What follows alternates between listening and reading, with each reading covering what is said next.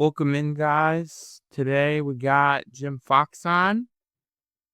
It's a little bit of a somber interview, so I'll get straight to it. So sit back, relax, and hope you enjoy.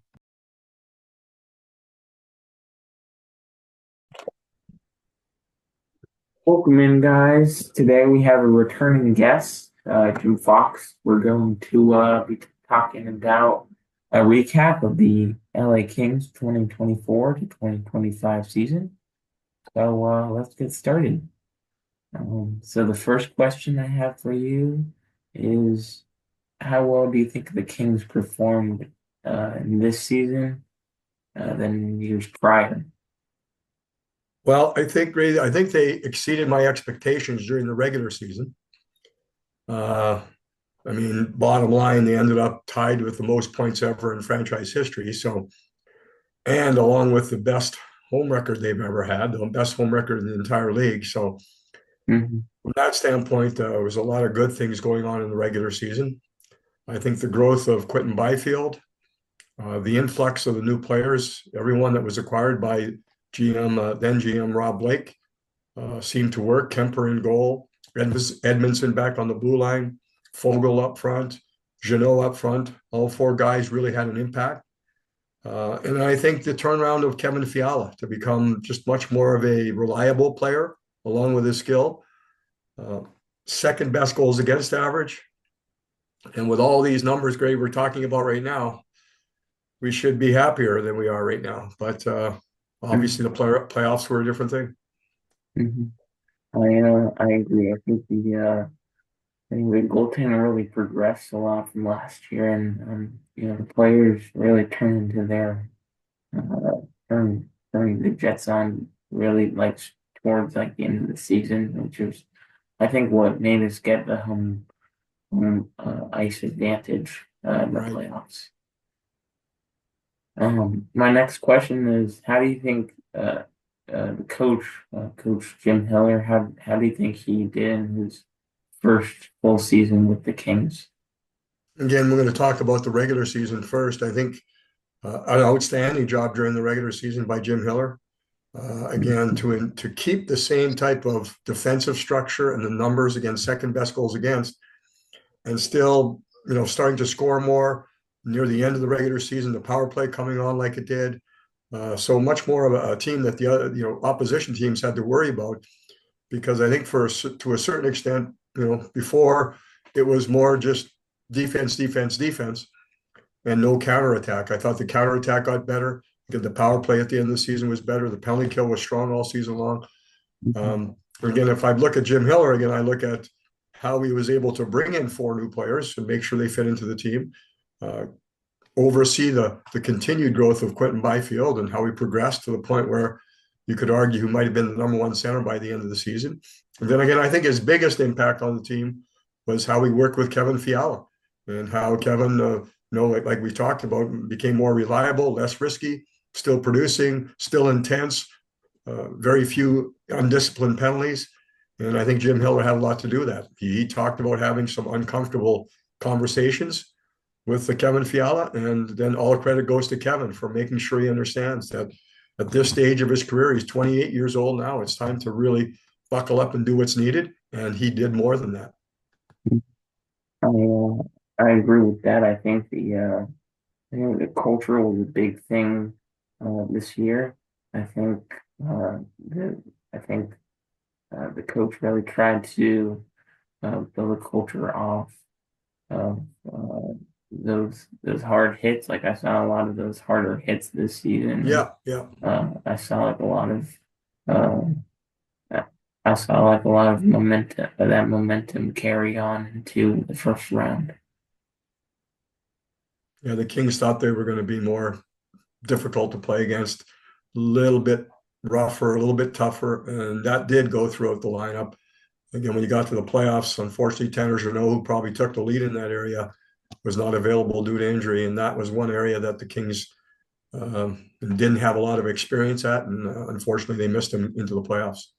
Mhm. My next question is, what players on the Kings intrigued you most as the season progressed? Intrigue. That's interesting. Yeah. I think Edmondson, for the standpoint of how much ice time he still maintained and got. I think certainly when he was acquired by the Kings, a lot of people were concerned that he wouldn't be able to log a whole bunch of ice time. He did, and then as the season progressed, he just became a fixture back on the blue line. Again, Fiala to me, he stands out as the guy who you talk about intriguing or interesting, or just the way he was able to really turn around his mental approach to the game and how he fit onto a team, knowing that he's a great hockey player as far as skill goes, but also doing the things necessary to make sure his teammates and his coaching staff were able to trust him.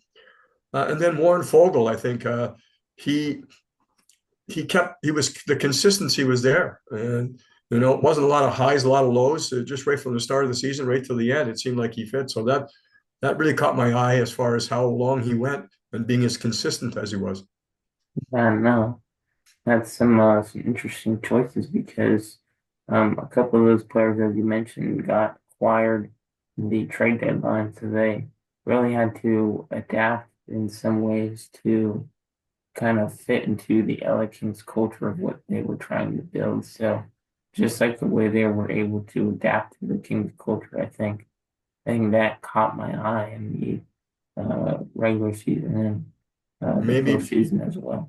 maybe the guy that was even more. You just brought it up. Was the trade deadline was Andrei Kuzmenko, who came in and Mhm. really revitalized the power play. I mean, almost single-handedly, he changed the approach, what the Kings were doing. The Kings, and we talked about Jim Hiller, the use of five forwards on the power play, which not a lot of teams do. So, but Kuzmenko probably, yeah, he deserves a lot of that credit as far as coming in, being a factor offensively, buying in defensively, making sure he's playing at both ends. And we probably, didn't get to see him enough to see if he could sustain that over a full season. But what we saw was real good.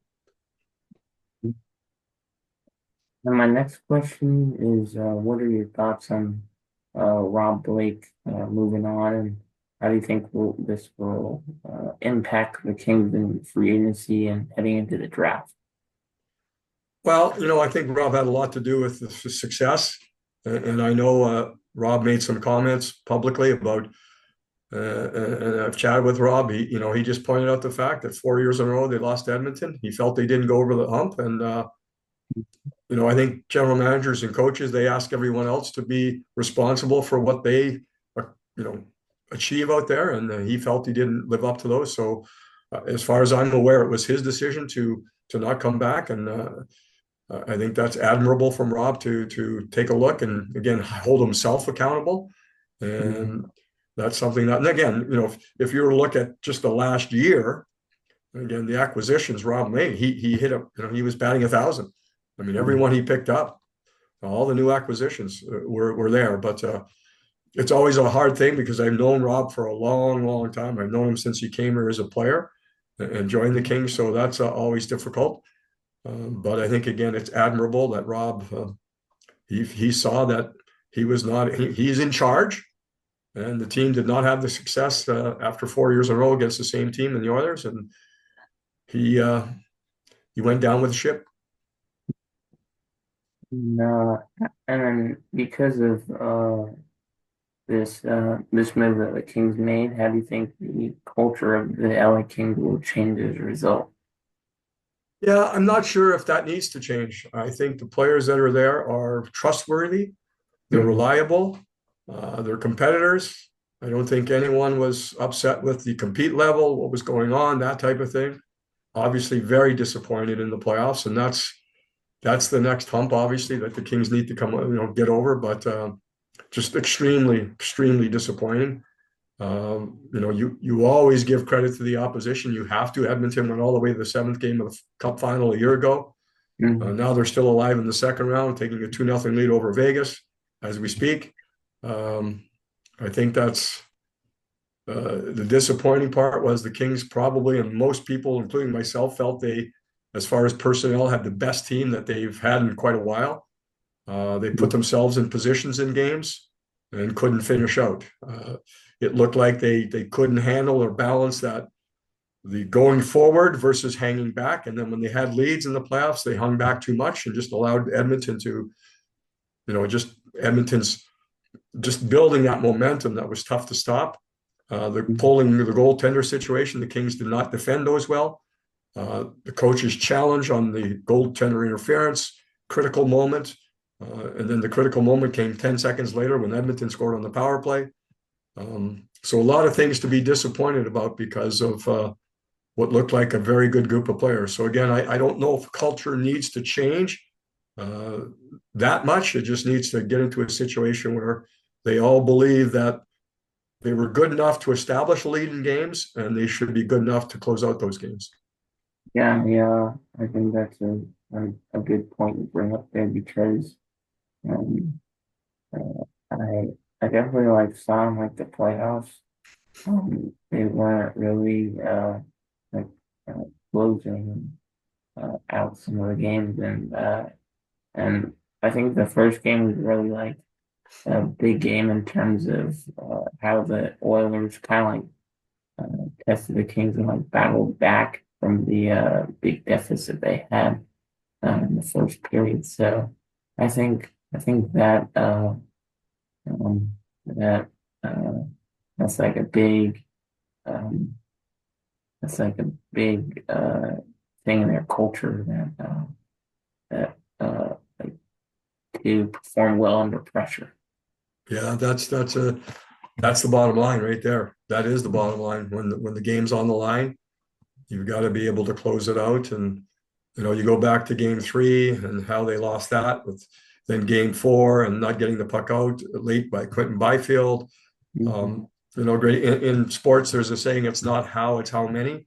Meaning, just get 4 wins. Doesn't matter how. But I felt the way the Kings lost games 3 and games 4 affected the rest of the series. It affected game 5. The emotional letdown after 3 and 4, the Kings could not bounce back. They did a pretty good job bouncing back in game 6, but by then, perhaps, I guess, with Edmonton and the role they were on, it was a little too late. So still some growing pains, still a ways to go and learn. But again, hopefully, I think the core is pretty good, and you don't want to tinker with that too much. Mhm. Yeah.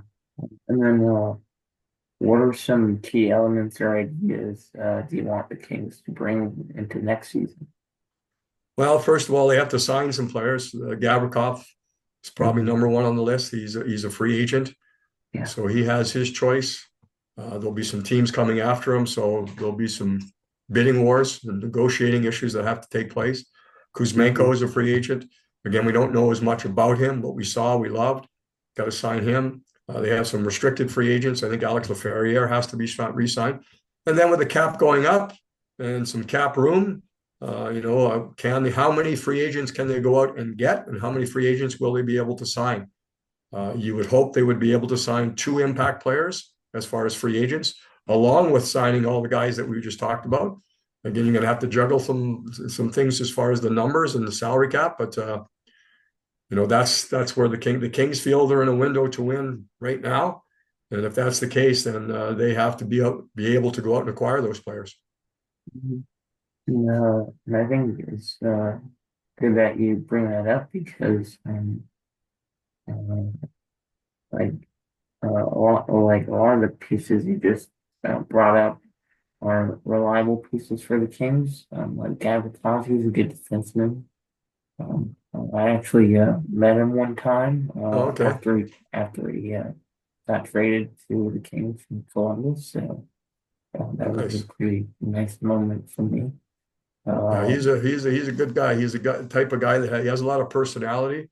He has fun when he comes to the rink. There's some guys that balance the serious versus having fun. Some guys go too far either way. I think Gabby's the type of guy that when it comes time to play, he's there. But he's one of those teammates that really is fun to be around. So that's another aspect of why you would want him back. yeah. And, I also I also met Alex Laferriere back in Good. training camp. So Nice. I feel like those are a couple good pieces to bring back into next season to Yeah. really build off of um, what they had at the end of the season.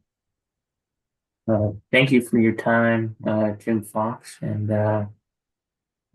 hopefully we'll do better next season.